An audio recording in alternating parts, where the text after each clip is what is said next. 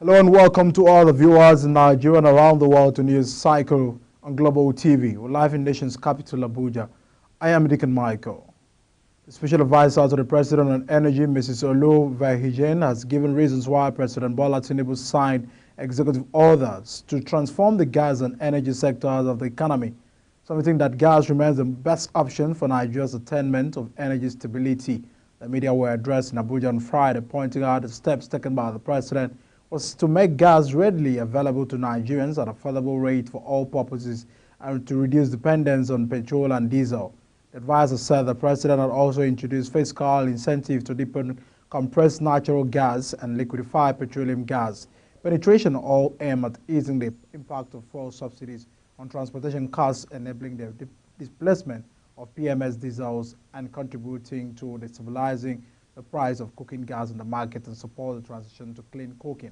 The presidential aide explained that fiscal incentive for non-associated gas, midstreams, and deeper water oil and gas development is aimed at facilitating the monetization of Nigeria's extensive oil and gas resources.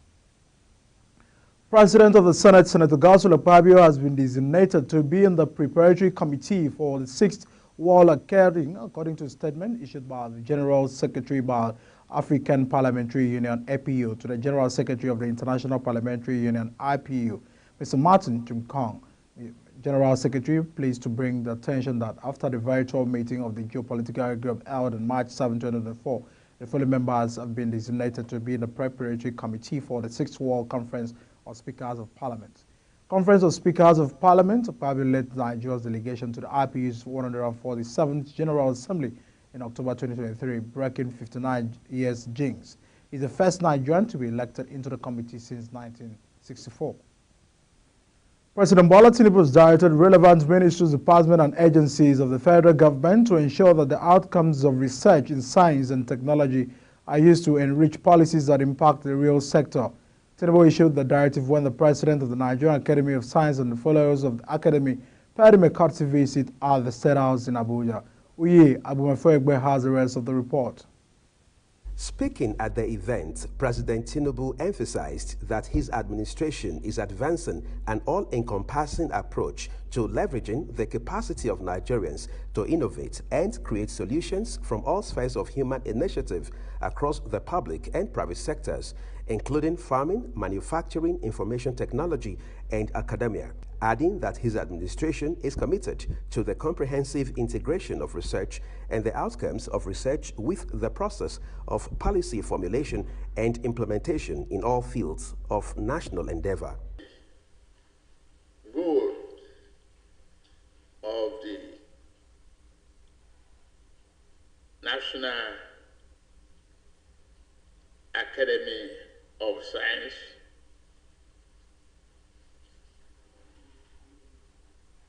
and funding for science and development.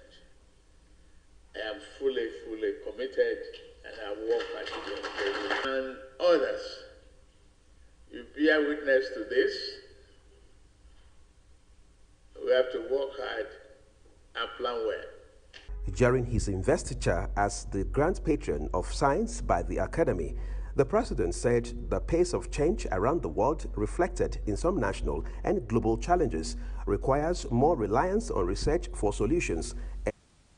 The federal government has inaugurated a committee for the implementation of the Ransai report, which majorly recommends the major of the government ministries, departments, and agencies to cut the cost of governance.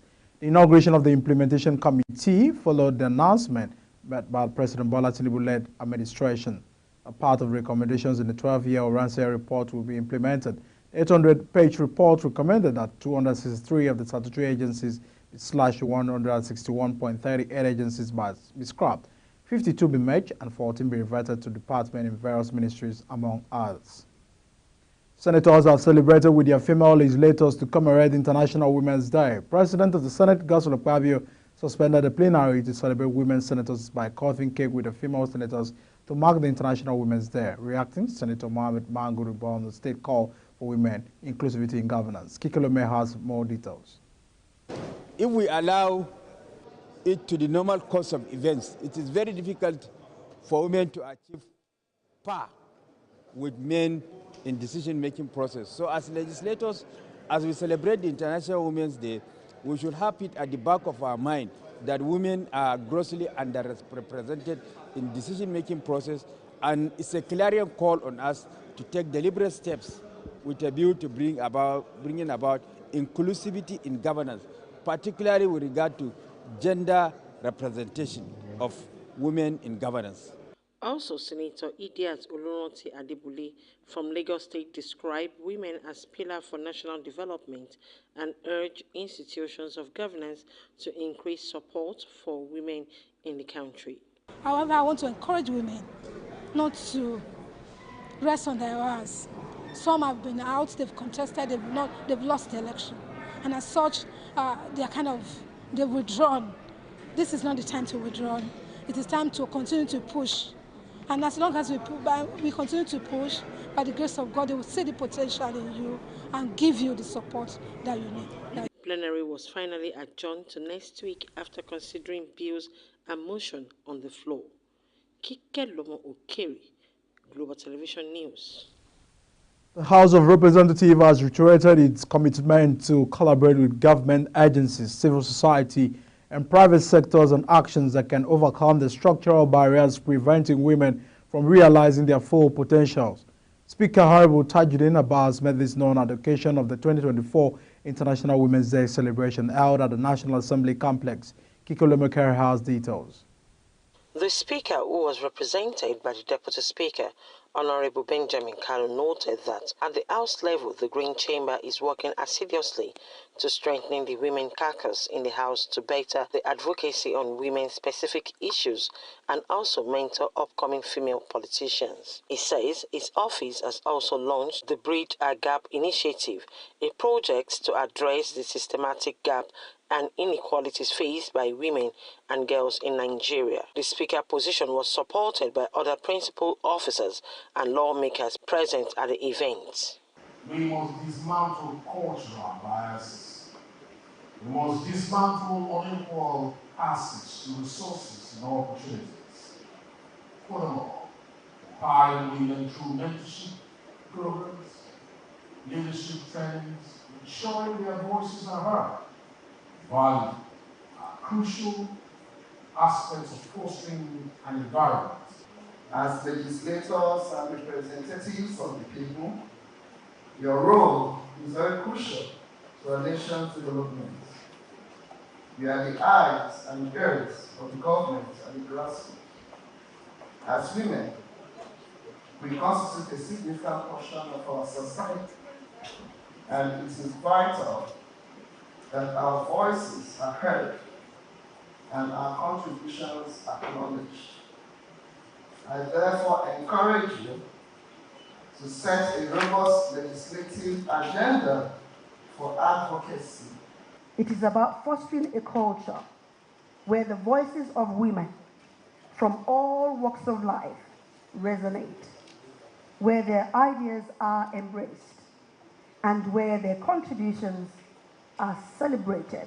In leadership, the inclusion of the underprivileged, the inclusion of the underprivileged in our decision-making process is one of the key pillars of women inclusion. Without including them, without considering their opinions, without looking at their place, we cannot achieve gender equality. Kike Lomo Okeri, Global Television News. Kano State High Court has issued a Form 48 against 18 former officers and leaders of the New Nigerian People's Party for disobedience to court order. They are to appear before the Kano State High Court on Monday, 11th of March 2024 to explain why they choose to disobey court order and why they should not be confined to correctional service. National Commission for Refugees, Migrants and Internally Displaced Persons has said that over 6.1 million Nigerians were displaced by insecurity and natural disaster. The Commissioner Alhaji Tijani Aliyu disclosed this during a courtesy visit to Governor Diko Rather of Katsina State on Friday in Katsina. According to him, as of 2022, the Commission has about 3 million displaced persons, but with flood and other natural disasters, they have an additional 100% of such displaced people. The authority says that they have less than 6.1 million Nigerians displaced out of their homes.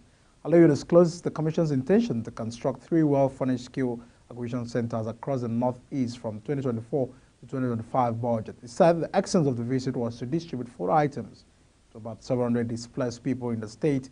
Before today, the Commission has been putting forth its effort to ensure that these people were not left in the undignified way. Their children have received educational training funds from us, and about 220 of them were trained. And about 70 of their mothers were given some small starter packs to improve their living standards, he said. The First Lady of Borno State, Dr. Falmata Umar Zulum, on Friday celebrated the International Women's Day by distributing the sum of 150 million cash and food items to 3,000 vulnerable women. A global day celebrating the social, economic, cultural, and political achievement of women. The day also marks a call to action by accelerating gender parity. This year's 2024 theme, Invest in Women, Accelerate Progress, aims for gender equality and well-being of women in all aspects of life. The Governor Babagana Umar Zulum also assured that women in the state of its administration's commitment to providing accessible livelihood sources to make them self-reliant as well as contribute to the economic development of the state. And in celebration of the International Women's Day, the Nigerian Women for Agricultural Progress has advocated for the women farmers' inclusion and recognition of women farmers' achievements in the agricultural sector. Sharon Adye has more details. Dealing with the insecurity problems of farmers and their farmlands, the Senior Special Assistant to the President, Food and Security, Yejide Ogundife, says that the President Bola Ahmed Tinubu has put in measures to curtail such practices, assuring farmers of a peaceful work life void of fear of insecurity. The military, the army, the police, they are out to drive out those bandits so that farmers could go back to the farm. And we thank God that gradually farmers are going back to the farm. And not only that, there is this creation of agri rangers. Those are the people that will go to the farms and protect our farmers. That's part of what our president is doing and this government. Expressing our excitement for Alpha Women Farmers have come, National Coordinator NWAP Omolara Stevenson urged women farmers to take their stand and to also leverage on the power they have as women farmers. Because enough is enough. We've had enough.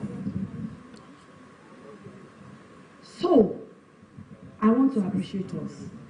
And I want every single one of us here today to start understanding how powerful you are. Omolara has stated that part of the aim of NWAP is to increase the output, increase the output of food production in Nigeria and to enrich the lives of grassroots farmers. It's all about what's my output. So in another 3 to 4 months, we will be coming here again to show you what our output is from Southwest, Southeast, and then we start with North Central. And so, yeah, so it's all about the output. All the noise we're making is to improve the output of food production in Nigeria. And by so doing, we are enriching the life of our grassroots farmers, real farmers, not political farmers, not portfolio farmers. That's the expectation. Sharon Ajay reporting for Global TV News. You're watching News Cycle coming to you live from Nigeria's capital, Abuja, on StarTimes Channel 276. Kindly follow us on all social media platforms using @Global TV NG and all the handles now shown on your screen. When News Cycle returns, UNICEF donate $290,462 health equipment and drugs for Yobe government. These and all the story coming right after this break. Stay with us.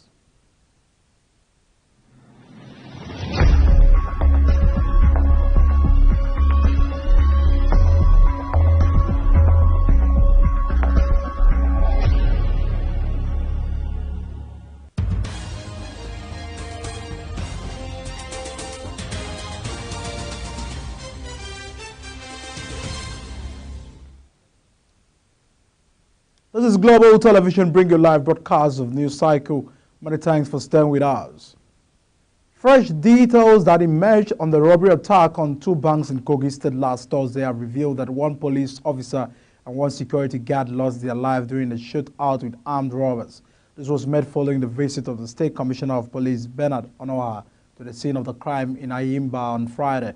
The Command's Public Relations Officer, SP William Aya, explained that the Deputy Commissioner Criminal Investigation Department has been directed to commence investigation into the incident with a view to bringing the perpetrators to deserve justice.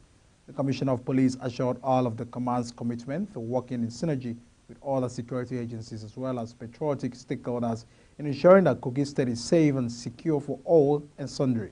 The CP further urged the people of the state to continue to collaborate with security agencies with credible information on the activities of anyone that are reasonably suspect within their neighborhood. On the front, the U.S. military will construct a port in Gaza to get more humanitarian aid into the territory by the sea, President Joe Biden announced. The temporary port will increase the amount of humanitarian assistance to Palestinians by hundreds of additional truckloads per day, official says. However, Biden said the initiative will not include U.S. troops on the ground in Gaza. The United Nations warns that a quarter of the population is on the brink of famine.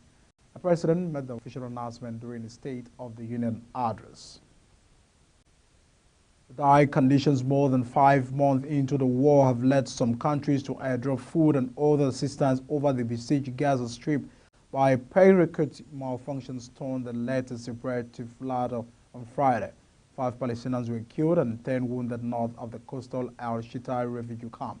Judean and U.S. military officials deny that aircraft from either country caused their fatalities. They, however, expressed sympathies to the family of those who were killed, the U.S. Central Command said in a statement. The All Progressive Congress APC in Zamfara State has condemned the brutal killing of Chief Imam of Mother Jumat Mosque Imam Abubakar Hassan made in the state. The statement issued on the Saturday and signed by the Zamfara State APC Public Secretary Yusuf Idris lamented the gruesome murder of the Imam without any cause. They received the said incident on the extrajudicial killing of the innocent sheikh by suspected vigilant group members as possible perpetrators of the heinous act and demand quick dispensations of justice against them.